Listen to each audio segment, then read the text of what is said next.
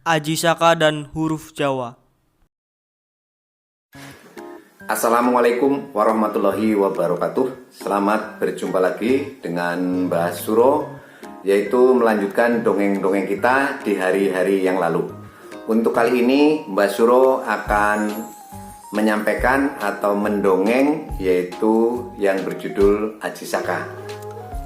Ceritanya seperti ini, bahwa Aji Saka adalah seorang satria dari mancanegara, dari daerah di luar Pulau Jawa, dan saat itu dia sedang melakukan perjalanan bertiga, yaitu dengan dua pembantu setia utamanya, yaitu Dora dan Sembada.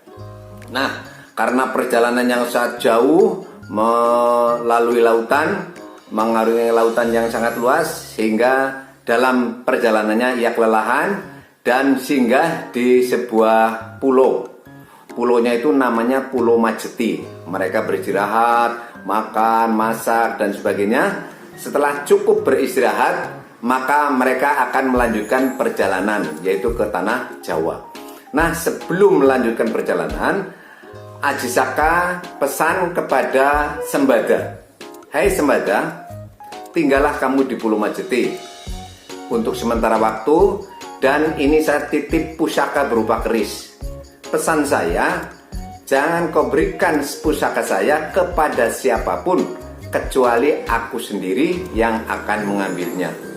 Sendika Gusti, saya akan mengingat pesan yang kamu berikan padaku. Aku pasti akan mengingatnya. Baiklah, selamat tinggal Sembada. Sugeng tindak, monggo. Lalu mereka, Aji Saka dengan Dora, melanjutkan perjalanan melalui lautan dengan bahtera yang sangat besar menuju ke Pulau Jawa. Beberapa hari kemudian sampailah dia di Pulau Jawa, yaitu di daerah Medang Kamulan.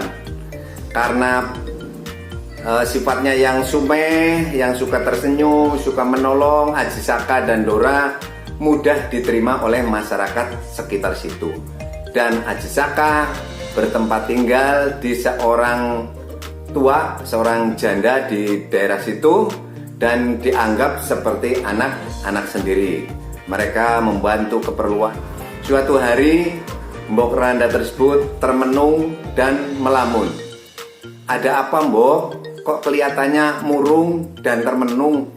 Iya nak, ini Simbok kadang-kadang tidak habis pikir kenapa raja kita Prabu Dewata Cengkar suka makan daging manusia. Sudah berapa orang yang menjadi korban? Apa iya Mbok? Iya, baiklah kalau begitu besok aku akan menghadap ke Prabu Dewata Cengkar untuk menasihati agar tidak melanjutkan kebiasaannya itu. Keesokan harinya Aji Saka menghadap Prabu Dewata Cengkar. Hai anak muda, ada apa kamu kesini? Begini Prabu Dewata Cengkar, selama ini kebiasaan Prabu Dewata Cengkar adalah meminta atau mau makan manusia, yaitu penduduk dari Prabu sendiri. Untuk itu mohon mulai sekarang Prabu Dewata Cengkar untuk menghentikan kebiasaan itu, dan sebagai gantinya saya yang akan bersedia untuk dimakan oleh Prabu Dewata Cengkar. Hahaha, itu barunya satria yang bagus.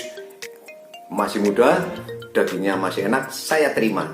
Tapi begini Prabu, sebelum saya dimakan oleh Prabu, mohon permintaan saya untuk bisa dipenuhi. Apa? Saya minta sebidang tanah seluas kain yang saya bawa ini. Oh, bisa. Dan yang mengukur tanah tersebut dengan kain ini adalah Prabu Dewata Cengkar sendiri. Siap. Boleh, mari kita mulai sekarang juga. Baik, monggo. Akhirnya Dewata Cengkar dan Aji Saka menggelar kain yang menjadi kesepakatan untuk meminta tanah sebagai syarat dia siap untuk dimakan oleh Prabu Dewata Cengkar. Dia digelar terus sampai jauh dan tidak ada ujung-ujungnya, sampai heran Dewata Cengkar, kain apa ini? kok begitu panjang dan tidak ada batasnya, terus tidak terasa sampai di tepian tebing sebuah pantai. Nah, setelah di bibir pantai tebing itu, Aji Saka ngebutaken, menarik kain itu sehingga seperti gelombang itu kainnya, dan si Dewata Cengkar terpental masuk ke dalam pantai atau jurang pantai yang di bawah sana. Dan menurut cerita ada yang berubah menjadi siluman, buaya putih, ada yang katanya mati dan sebagainya. Intinya Dewata Cengkar sudah tidak ada. Akhirnya setelah ada berita itu, masyarakat dan rakyat di daerah itu pada bersorak-sorai dan akhirnya sepakat untuk menjadikan Aji Saka seorang raja. Setelah menata kerajaan dan sebagainya, akhirnya Aji Saka teringat dengan pembantunya yang setia, yaitu Sembada di daerah Majeti. Sehingga dia utusan pada Dora agar membawa Sembada dan pusakanya untuk kembali ke tanah Jawa, dibawa ke tanah Jawa. Oke lah, akhirnya Dora naik perahu menuju Pulau Majeti. Sesampainya di sana, mereka berangkulan dan sebagainya, mengucap salam. Sampailah tiba saatnya yang serius. Dora menyampaikan pesan Aji Saka untuk membawa pusaka dan membawa Sembada untuk datang ke Pulau Jawa. Oh, tidak bisa. Pesan Aji Saka dulu, yang akan mengambil pusaka hanya dia sendiri. Tapi ini saya itu diutus oleh Aji Saka. Saya juga diperintah oleh Aji Saka. Saya suruh ngambil sama membawa kamu ke Pulau Jawa. Saya juga diperintah oleh Aji Saka suruh jaga pusaka ini dan tidak boleh diberikan kecuali pada Aji Saka. Perselisihan besar, akhirnya terjadilah perkelahian yang sangat sengit, di mana Dora seorang abdi yang sakti dan Sembada pun seorang abdi yang sakti. Akhirnya lama-lama imbang, akhirnya lama-lama juga terluka semua, akhirnya mati semuanya.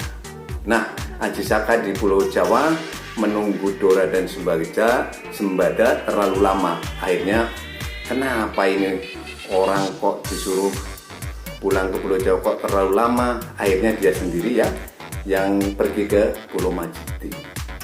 Betul juga perasaan tidak enaknya Aji Saka jadi kenyataan. Ternyata yang ditemui di sana bangkainya atau jenazahnya Dora dan Sembada. Akhirnya dia ingat.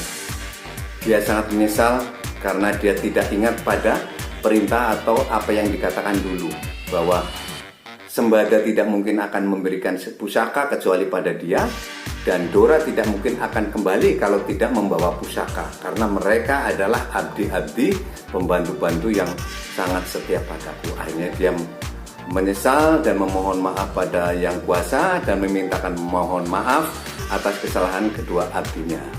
Saking terenyuhnya sehingga dia membuat puisi yang akhirnya menjadi sebuah tatanan huruf yang mengawali atau dijadikan huruf Jawa, yaitu Hono Coroko Doto Sowolo Podo Joyonyo Mogo Botongo.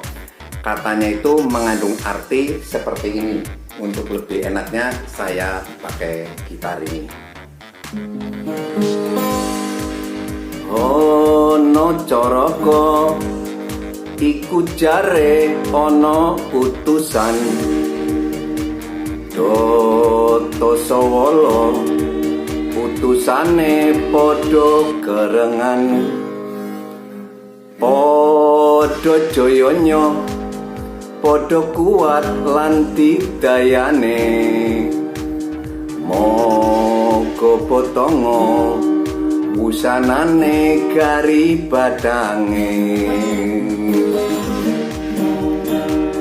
Ono Coroko iku jare ana utusan, Doto Sowolo utusane padha kerengan, padha joyonyo padha kuat lan digdayane, potongo wusanane gari badange.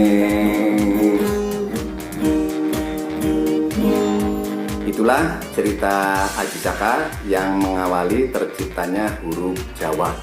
Dengan pesan yang bisa kita ambil dari hikmah peristiwa itu adalah bahwa seorang pemimpin yang mempunyai kuasa wewenang dan mandat, apabila mempunyai peraturan atau nasihat atau amanat, jangan sampai lupa. Karena lupanya perintah amanat yang ia sampaikan bisa menyebabkan kerugian rakyatnya atau orang lain, bahkan mungkin diri sendiri. Itu saja yang bisa Mbah sampaikan. Kurang lebihnya mohon maaf. Wabillahi taufiq wal hidayah. Wassalamualaikum warahmatullahi wabarakatuh.